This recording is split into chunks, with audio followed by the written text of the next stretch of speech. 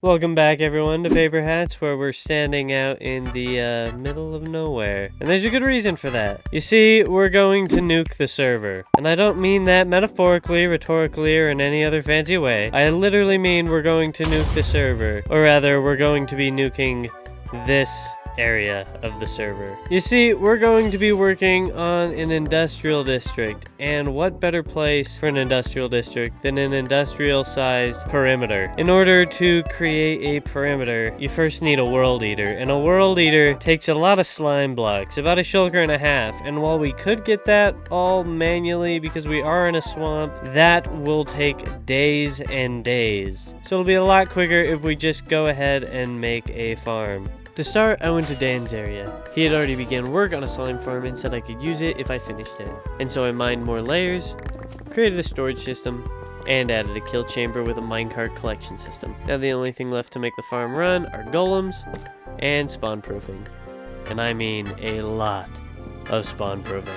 Now to sit back and let the farm run. We have gathered all the slime that we're going to need now for the other resources, which aren't going to be nearly as time intensive. So we're just going to blast through those ones really quick. Oh, how wrong I was. This took multiple days, and day one started off actually pretty good. We killed Casey and turned his head in for gunpowder, attacked his crematorium, and bakery. After receiving his ashes and some complimentary cookies, I began strip mining where deep slate and stone layers meet to try and gather more cobble and redstone. That proved to be fairly fruitless, so after a while I began strip mining at around Y level -50. Some amount of time later, I logged off day one, not even knowing I had barely made an impact on the resources needed for this crazy project. Day two, I only had an hour to work, so I spent that time being as productive as possible. First, I fortuned all the ores from day one, then gathered cobblestone, iron, and wood to craft pistons. After crafting all the pistons I needed, day two was over. Continuing on, day three started with gathering quartz. Afterwards, I returned to spawn and began crafting as many observers as possible. And that was when it finally struck me how many resources I truly needed. The observers alone would take 2 shulkers full of cobblestone and just over half a shulker of redstone dust. So I did what I had to and set off back to the mines, where I spent the next few hours collecting the remainder of the needed redstone. But just as luck would have it, right when I was finished and about to leave, I was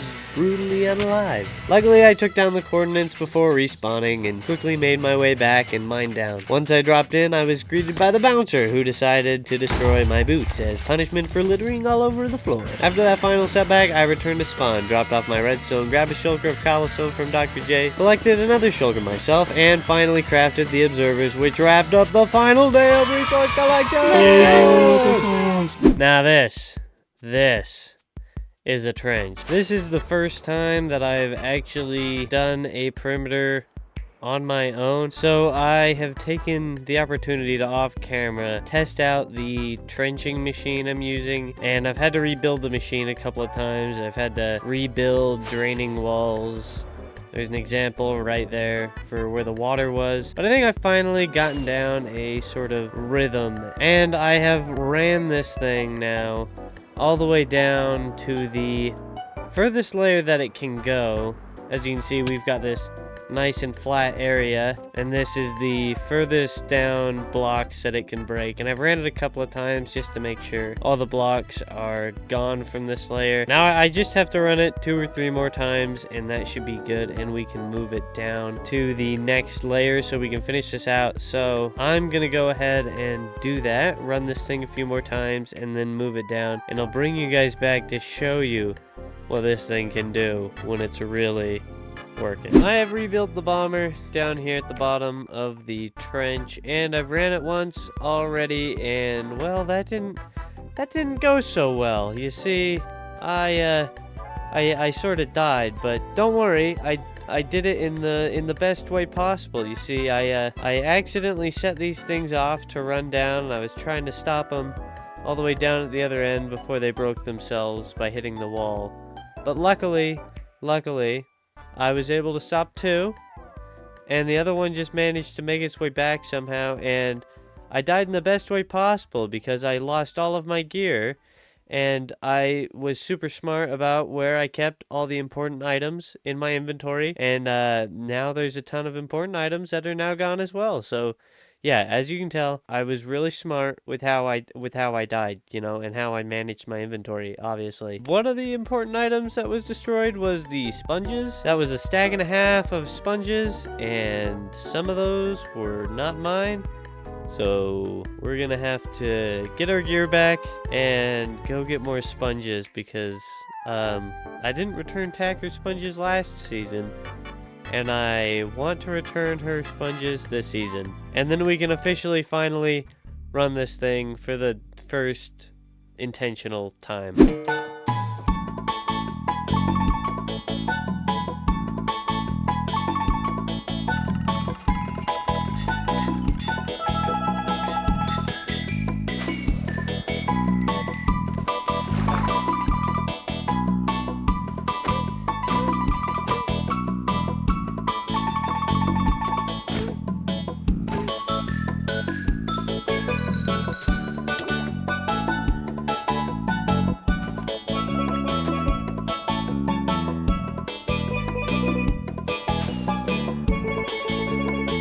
And we have got our stuff back. We're back to where we were before the blowing up incident. At least mostly. We are missing Swift Sneak on our pants, and I did forget to make a bow. But other than that, we are exactly where we left off. And now that we are back, and I even got more sponges, these all came from the same monument. It had like 5 sponge rooms. It was pretty crazy. But now that we have all this, we can clear out this trench and start bombing all the way back down to bedrock.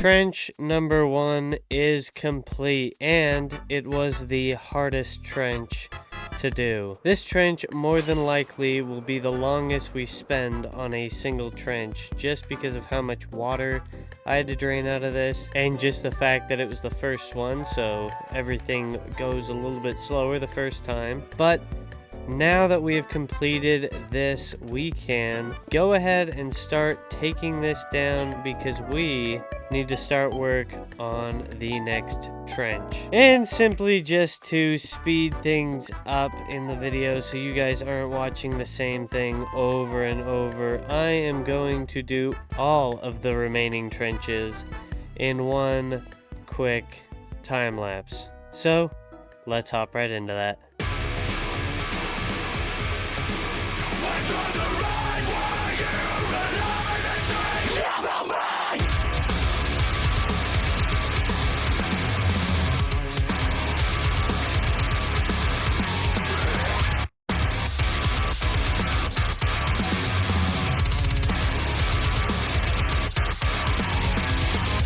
The things that we left unsaid, for all the times I've done promises that I had nightmares along the way.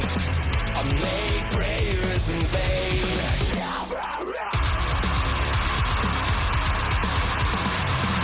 I've waited so long to catch my breath.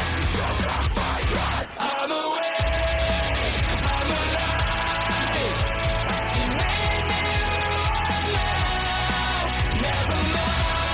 Time after time,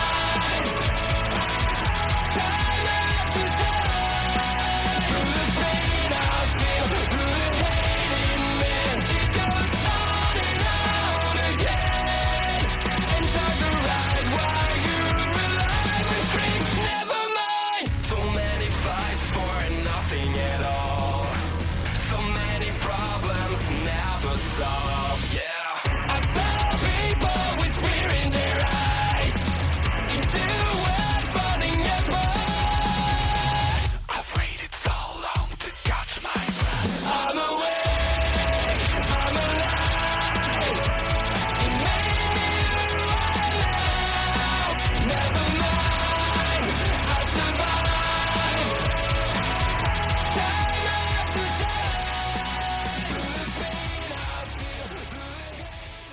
And now all the trenches are complete, which only leaves one thing left to do, and that would be building the actual World Eater. But before we can get started on that, we have to make our way over to Mr. Gold's base, because he has left us a little bit of a prize. And you may be wondering, a prize for what exactly? Well, a prize for this.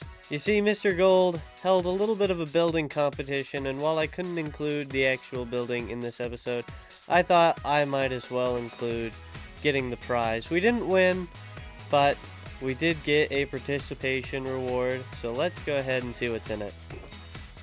Ooh, that's actually pretty good. Got a sniffer egg. That'll be very useful if we ever decide to make a sniffer farm. That was a pretty good participation reward, but that's enough procrastinating for now. I think it's finally time that we build the World Eater. So let's head back, and now we'll just do a little spin. And it is complete. The entire World Eater built from top to bottom, and I've even test ran it. And you can see how effective it is just from that. You can see the ground has been demolished all the way over to here. We tested this out on stream. If you want to catch those, they are over at Twitch. And the link to my Twitch channel is in the description. But enough about me.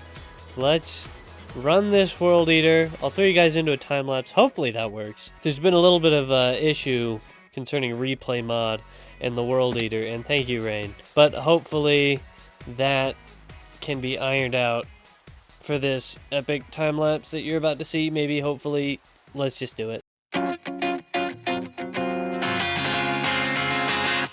Don't you notice how I get quiet when there's no one else around?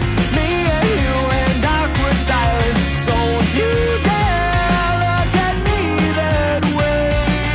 I don't need reminders of how you don't feel the same. Oh, the burning pain. Listening to you harp on about some new soulmate. She's so perfect, blah, blah, blah. Oh, how I wish you'd wake up one day.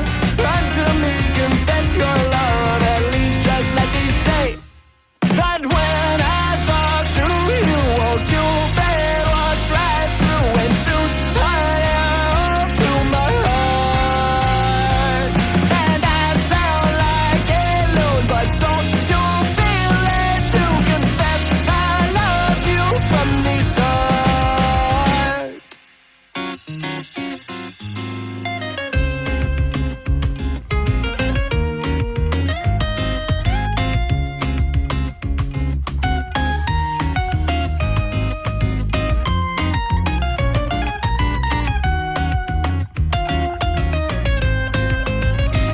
What's a girl to do? Lying on my bed staring into the blue. Unrequited, terrifying. Love is driving me a bit insane. Have to get this off my chest. I'm telling you today that when I talk to you, won't you bet walks right through and shoots right out through my heart. And I sound like a loon, but don't you feel it to confess I love you from the start. It's done. Finally, it's done. This has taken months and months, and finally it is done. And I'm going to show it off to you guys here in just a minute. First, I want to show you this. The profits of our little endeavor. Let's fortune all that down and see how many diamond blocks we get, because that is a lot of diamond ore.